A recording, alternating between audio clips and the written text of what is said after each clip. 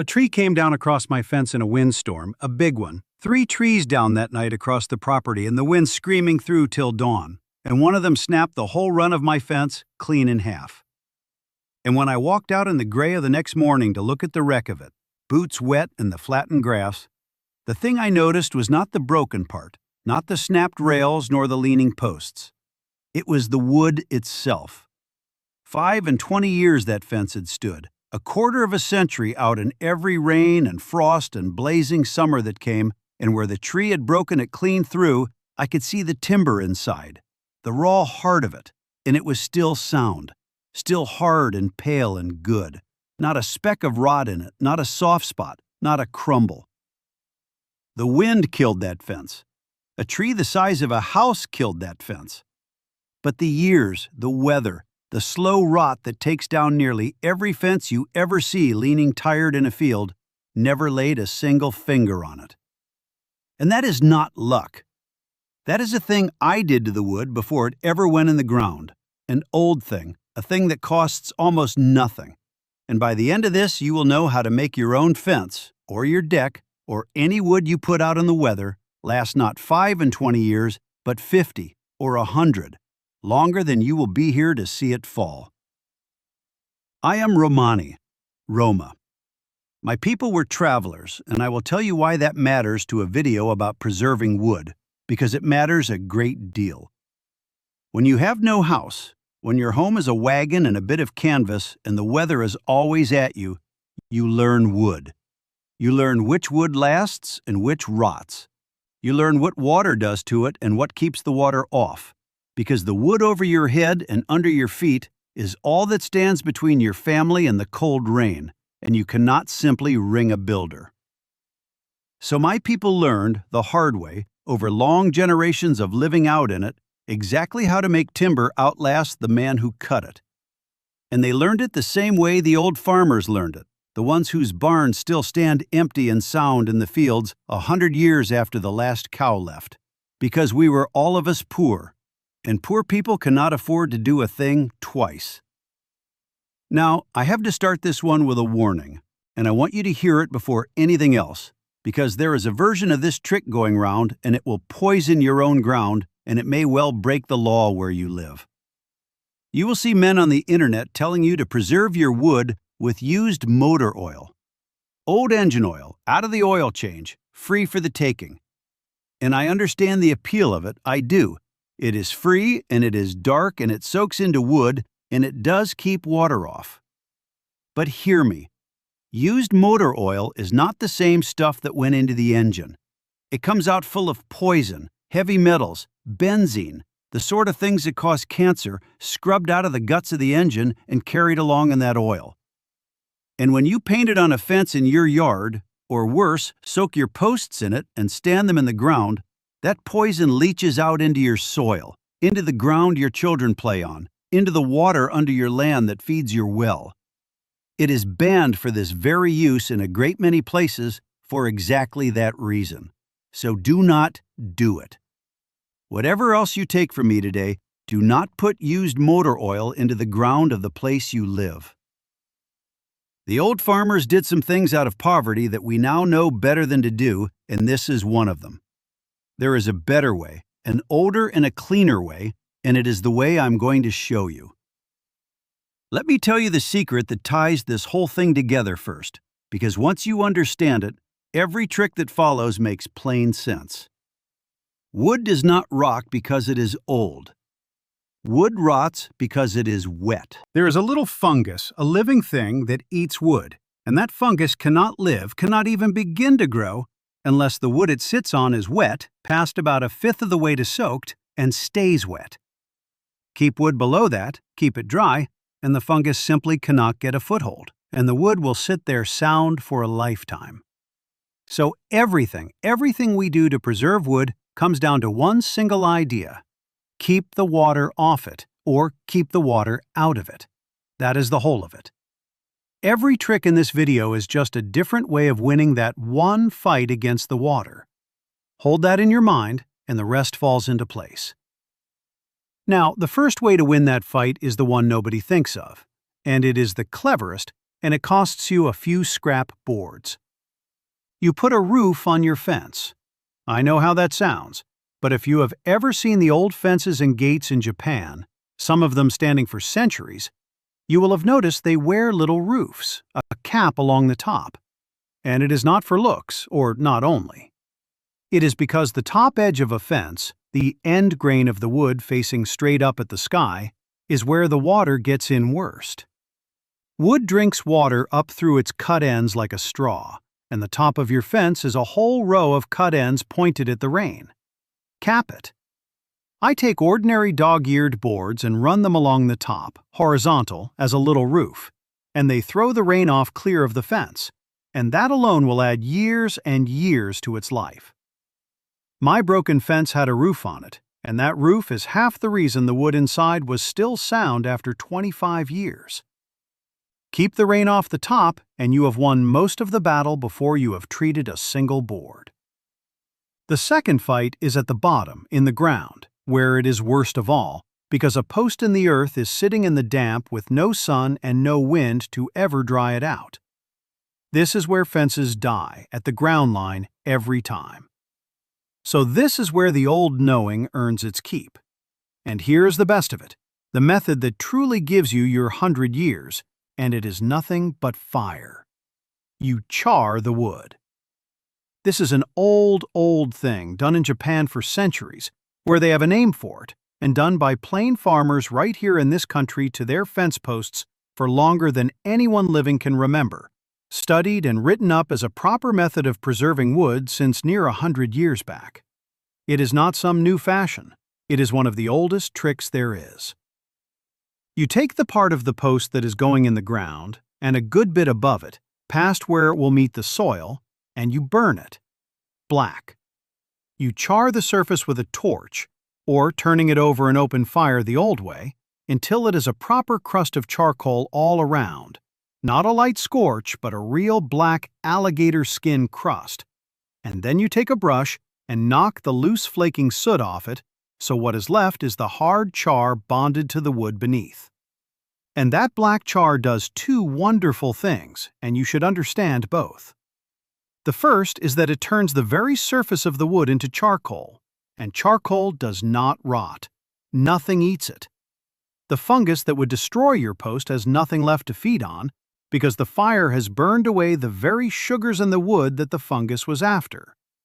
You have not covered the wood's food up, you have burned it away entirely. And the second thing is that the char is hard, and it sheds water like a duck's back, so the wet cannot soak in past it. Food gone, water turned away. The rot has no way in at all. A charred post put in the ground can stand sound for 80–100 years. I am not exaggerating that to you to make a video. That is the documented, studied, written down life of it. And if you oil it now and again on top, it goes longer still. Fire, which you think of your whole life as the enemy of wood, the very thing that destroys it, is when you master it and use it right, the one thing that saves it. Because a little controlled fire on the outside makes the wood proof against the slow, patient rot that would otherwise take it in a handful of years. There is a poetry in that my grandmother would have liked, that the destroyer, handled with knowledge and respect, becomes the protector. That is true of fire and more than wood, but that is a tale for another night. Now, when you set that charred post, do not just drop it in a wet hole. Put a few inches of gravel in the bottom of the hole first, so any water that reaches the base can drain away instead of sitting against the wood. And here is a clever thing to do with your concrete, if you concrete your posts. When you set the post and pour the concrete round it, do not leave the top of that concrete flat or dished, because a flat or dished top holds a puddle of water right against your post, day after day, exactly where you do not want it. Instead, mound the concrete up around the post in a little slope, a collar, higher against the wood and falling away all round, so it sheds the rain away from the post like the roof on top sheds it from the rail. Water shed off the top, water shed off the bottom. You are just refusing the water every place it tries to get in. And for the wood above the ground, the rails and the boards you can see, That is where you use a proper preservative, a clean one, an old one. And the old one, the real one, is pine tar. Pine tar is what the Scandinavians have finished their fences and their decks and even the roofs of their 1,000-year-old wooden churches with for many, many hundreds of years. And those churches are still standing there black and sound to this day, which is about as good a proof of a thing as a man could ask for. It is not a chemical brewed up in a factory with a name you cannot say. It is drawn out of pine wood itself by heat, a leftover of the timber trade, natural as the sap it comes from. And it soaks down into the wood and seals it against the water, and it has no poison in it at all. You can brush it on straight if you like it thick and dark. But most folks, and this is what I do, cut it with linseed oil to thin it and help it soak deeper into the wood. Boiled linseed oil and half is a good common mix, tar and oil. That linseed is itself an old wood oil worth knowing all on its own, pressed out of the humble flaxseed, and men have been rubbing it into wood to feed it and guard it for centuries.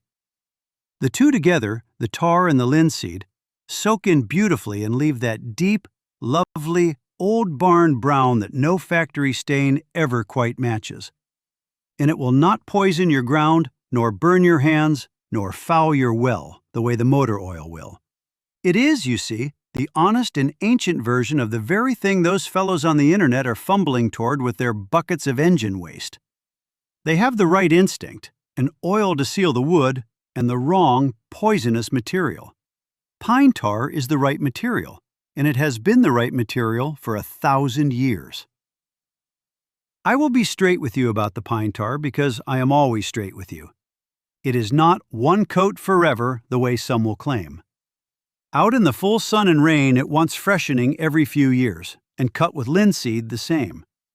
But that is a small, honest job, a brush in an afternoon, and it is the price of doing a thing properly with a material that will not harm a soul. Anyone who tells you any coating lasts 100 years untouched out in the weather is selling you something.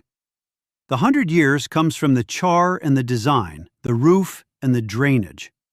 The pine tar is the good, honest skin on top of good, honest bones.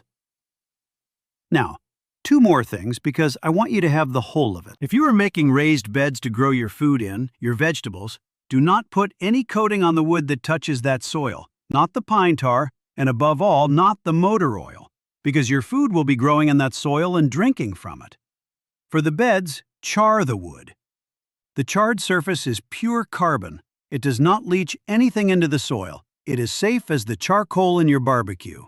And it will keep the bedwood from rotting for many years without putting one thing into the ground your food grows in. That is the honest answer to the raised bed. And it is a good one.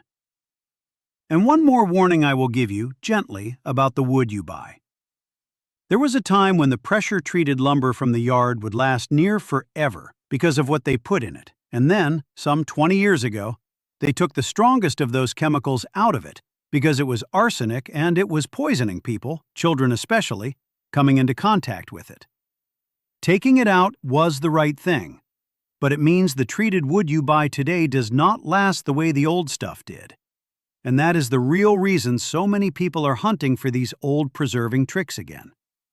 So do not simply trust that a treated board will see out your lifetime.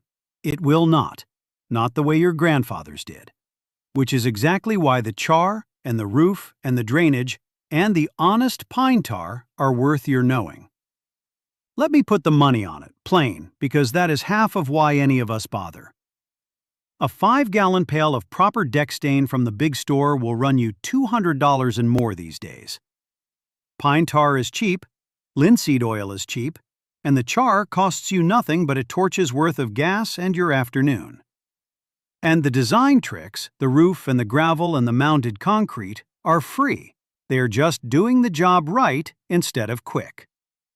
You can preserve a whole fence, posts and rails and boards for a fraction of what one pail of stain costs and have it outlast the stain by 50 years and never once put poison into your own ground to do it. Let me leave you with the true heart of it. My people and the old farmers both learned to make things last because we could not afford for them not to. When you are poor, when you have nothing spare, you cannot buy a new fence every 10 years. You cannot replace a rotted deck. So you learn instead to do the thing once and do it so well that it outlives you. And the way you do that is not with some miracle in a bucket. It is by understanding the enemy, which is only ever the water, and refusing it patiently at every door it tries. A roof on top, fire at the bottom, honest tar on the skin, drainage under the whole of it. Nothing clever, nothing bought dear, nothing that poisons the ground you stand on. Just the old, patient, honest way of making wood last, handed down by people who had no choice but to learn it. So tell me down in the comments what you are building or trying to save: a fence, a deck, a coop, a raised bed, and how long you are hoping to make it last. And if you char a post or brush on some pine tar after this, you tell me how it comes up, because I would love to hear it. I read every one of them. Next time, I'm going to show you the old way to char and finish a whole run of boards so they come out black and beautiful and last a lifetime, the way the Japanese and my own people both knew, with nothing but fire and a brush. Subscribe so it finds you when it comes. Until then, keep the water off, keep the poison out of your ground, and remember that the things built to last were nearly always built by people who could not afford to build them twice.